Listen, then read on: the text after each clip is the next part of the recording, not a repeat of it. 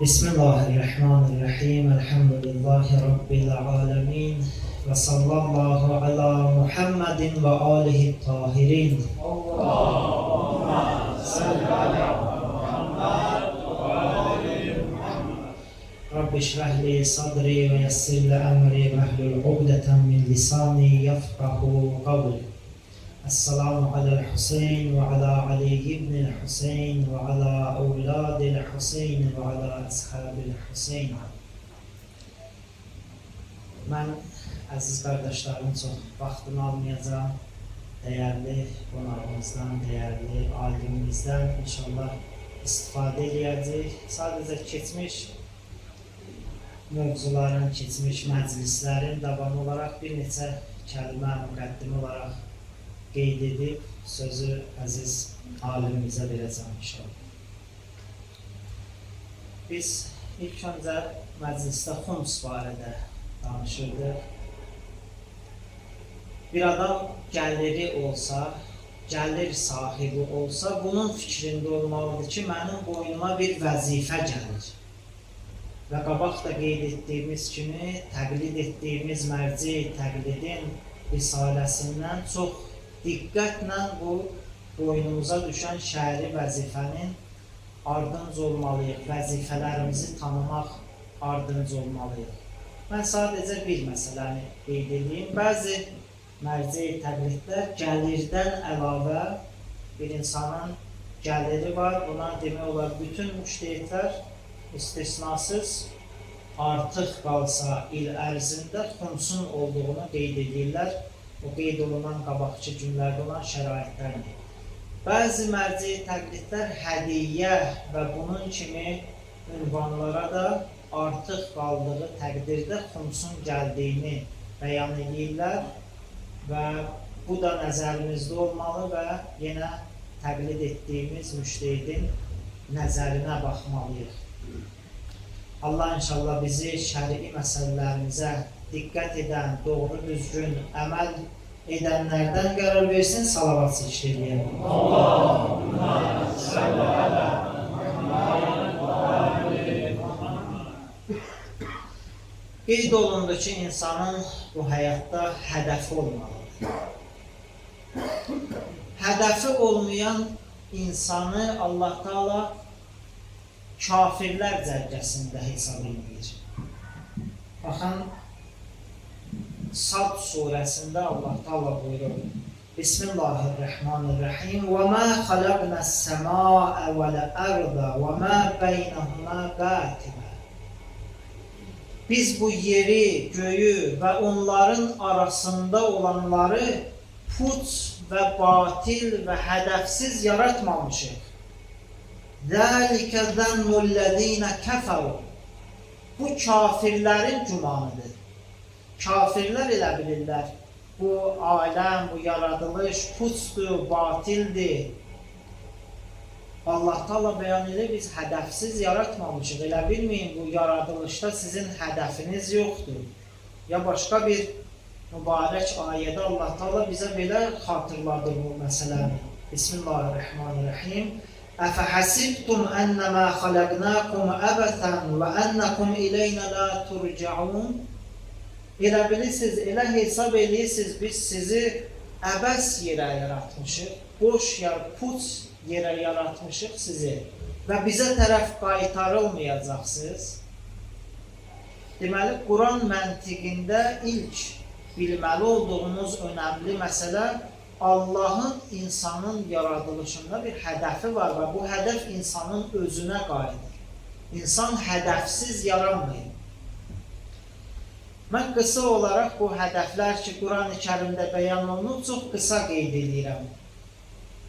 Özüm bunların üzərində günlərlə, saatlarla fikirləşmişəm, əziz məclis iştirakçılarını da çağırıram ki, bu məsələ barədə çox düşünsünlər. Dünən qeyd elədiyim kimi, bu bizim həyatımızın bir önəmli suallarından biri deyil.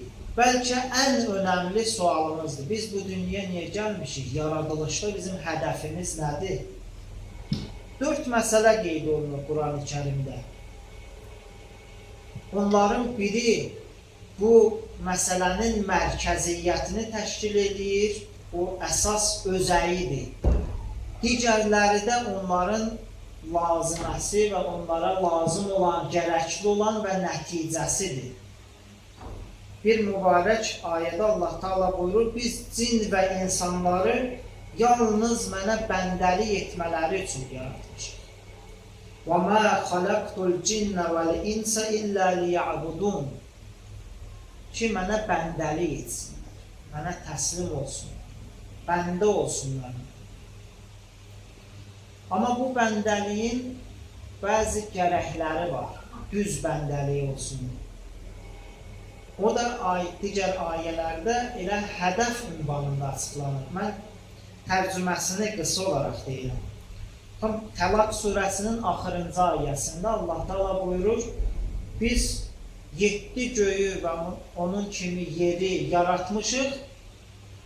لِتَعْلَمُوا أَنَّ اللّٰهَ عَلَى كُلِّ شَيْءٍ قَدِيرٌ وَأَنَّ اللّٰهَ قَدْ أَحَاطَ بِكُلِّ شَيْءٍ عِلْمًا Biz bu yeri göyü yaratmışıq, biləsiz ki, Allah hər şeyə qadirdir və Allahın elmi hər şeyi əhatə edir. Yəni, sizin bu bəndəliyiniz Allahı tanımaqla başlamalıdır, mərifət və agahlıqla olmalıdır sizin bu bəndəliyiniz. İlk öncə çalışmalısınız, Allahı tanıyasınız.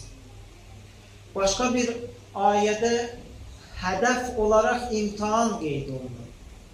Siz agahlıqla ki, bu yaşayışa qədəm qoydunuz, Allaha bəndəlik ki etdiniz, bu yolda sizi sınaqlar gözləyir. Elə bilməyin, Allah Teala buyurur, elə bilməyin sizi yaratdıq, boşuna buraxacaq və siz imtihan olunmayacaqsınız.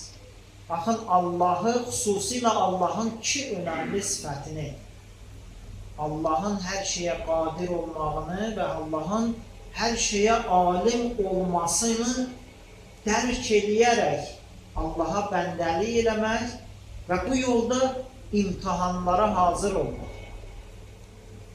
اَلَّذ۪ي خَلَقَ الْمَوْتَ وَالْحَيَاةَ لِيَبْلُوَكُمْ اَيُّكُمْ اَحْسَنُ عَمَلًا Allah Təbarək və Teala o varlıqdır ki, ölümü, həyatı yaradıb ki, sizi imtihan eləsin və hansınızın gözəl əməl sahib olduğunu bilsin. Bunlar hamısı hədəfə işarə edən ayət.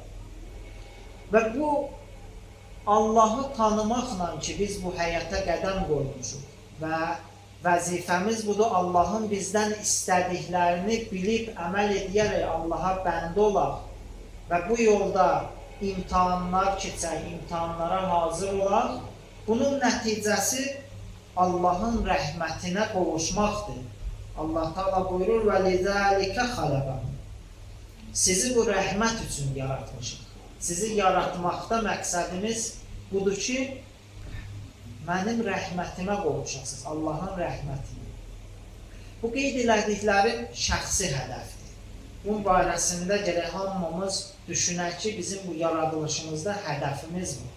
Hədəf Allahı tanıyaraq, Allahı düşünərək, Allaha bəndəlik edib, Allaha yaxınlaşmaq və bunun nəticəsində Allahın rəhmətinə qovuşmaq.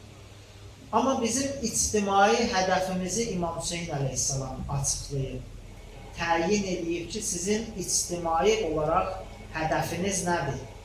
Qabaqçı məclislərdə elə danışığımın əsas mövzusu buydu. Əziz şəhid rəhbərdən bir məsələ qeyd elədik, onun nəzərini qeyd elədik, o böyük şəxsiyyətin də ruhunu salavatla zikr edirik.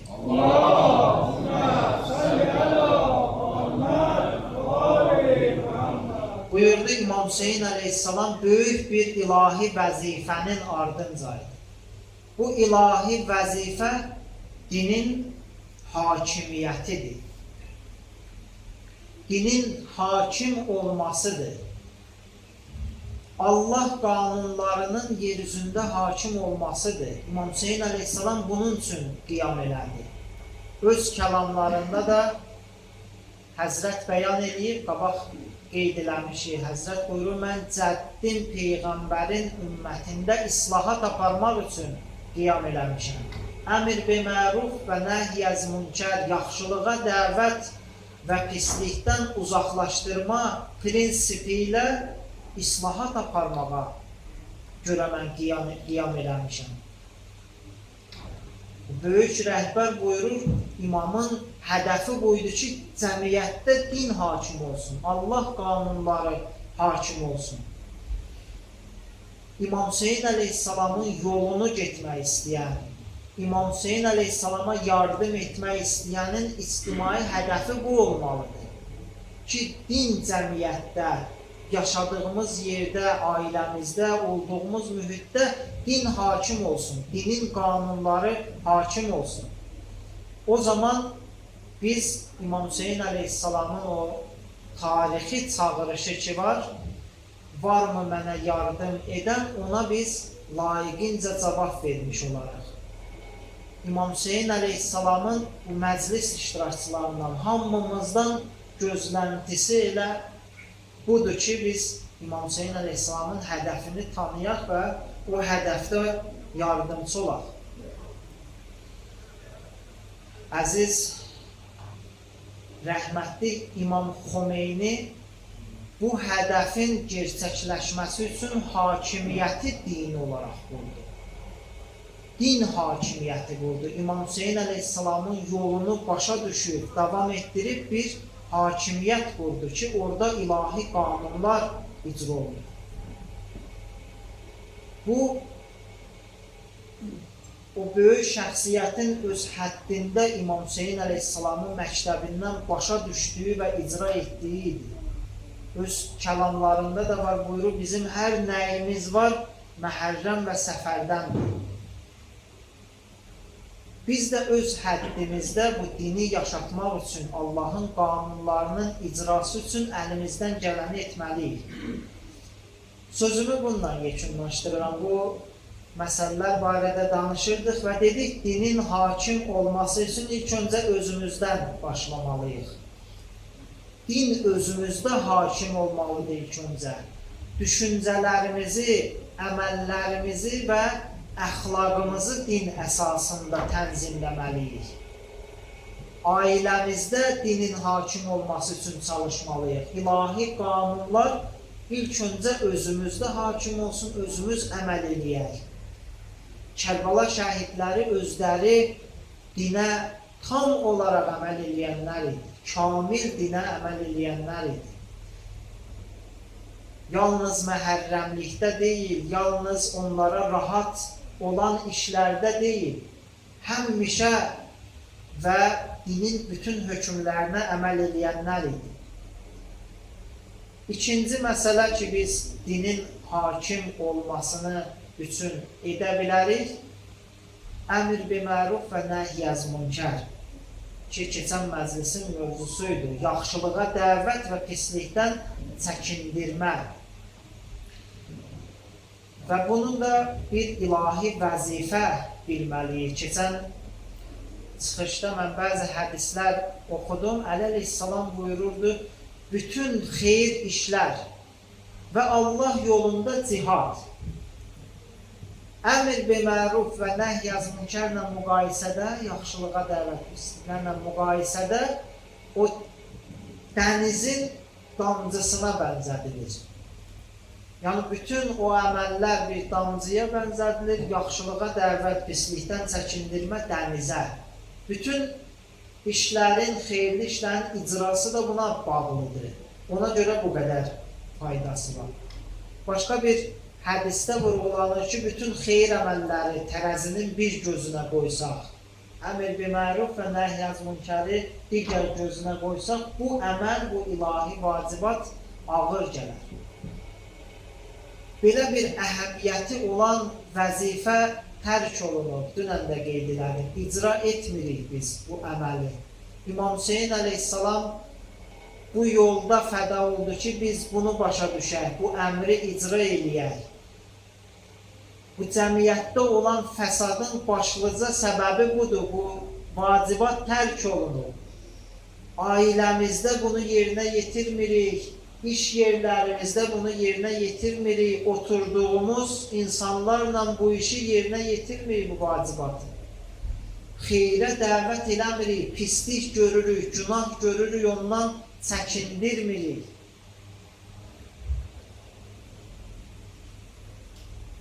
Bu məsələyə laqeyd olduğumuz halda biz deyə bilmərik. Biz İmam Hüseyin ardıcıllarıyıq və İmam Hüseyin əzadarıyıq, İmam Hüseyinçilərik. Allah təbarək və Teala inşallah hamımıza tövfiq versin, hamımıza kömək olsun, bu ilahi vacibatı yerinə yetirənlərdən olaq. Bu məsələnin mərhələləri var. Qısa olaraq onu da qeyd edeyim, sözümü yekunlaşdırayım. Əmr bi məruf ilk öncə qəlbdən başlayır. İlk öncə biz qəlbən pisliyə, günaha qarşı nifrət yaratmalıyıq qəlbimizdə. Özümüz bunu inkar eləməliyik. Biz təəssüflər olsun, hələ bu birinci mərhələdən bəzən keçənmirik. Günaha qarşı, pis işlərə qarşı rəğbətimiz olur, məhəbbətimiz olur. O xeyir işləri lazımı qədər sevmirik. Bu ilk mərhələdir ki, bundan başlayır hər şey. İlk öncə günaha qarşı, zülmə qarşı nifrət yaratmalıyıq qəlbimizdə. Xeyir işlərə qarşı məhəbbət yaratmalıyıq. Növbəti mərhələ dil mərhələsidir.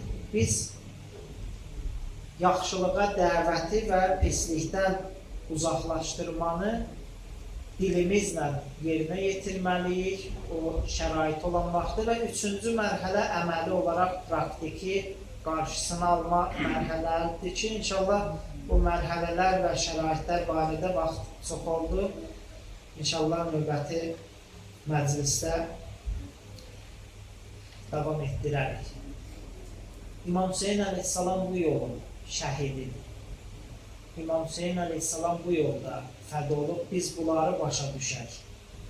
Əhli əyalı əsir olub ki, biz bunu başa düşək. Ki, din hər şeydən önəmli olmalıdır bizə. Dinin müdafiəsi, qorunması lazım olanda hər şeydən keçməyə hazır olmalıdır. Bu məclislər ondan ötəridir ki, bizi hazırlasın, bu hazırlıq məclisləridir.